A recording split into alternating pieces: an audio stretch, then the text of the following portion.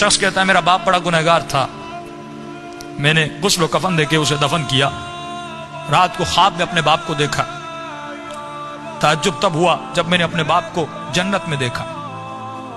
मैंने कहा बाबा आप तो बड़े गुनहगार थे, आप तो बड़े खताकार थे, आप जन्नत में क्या कर रहे हैं? उसने कहा मेरे लाल 3 दिन तक मेरी कब्र में आग जल रही थी, 3 दिन तक मुझ पर फिशार कब्र अजाब कब्र में मुब्तला था, लेकिन 3 दिन के बाद कुछ कब्रें छोड़कर एक नेक खातून को दफन किया गया, जिसकी आने के बाद पूरे कब्रिस्तान में जिन जिन पे अजाब हो रहा था उन पर अल्लाह की रहमतें नाजिल होने लगी।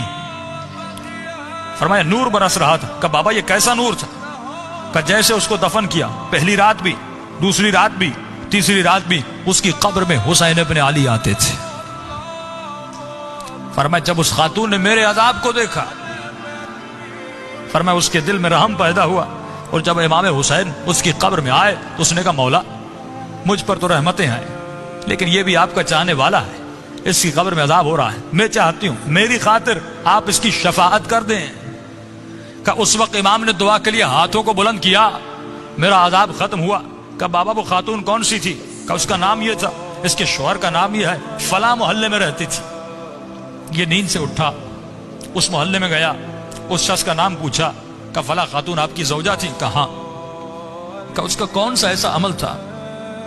क्या वो बहुत ज्यादा नमाजी थी? का नहीं, सिर्फ वाजिबात पे अमल करती थी। का बहुत ज्यादा कुरान पढ़ती थी? का नहीं, मुख्तसर कुरान पढ़ती थी। का कोई उनका खास बहुत ज्यादा जिक्र था?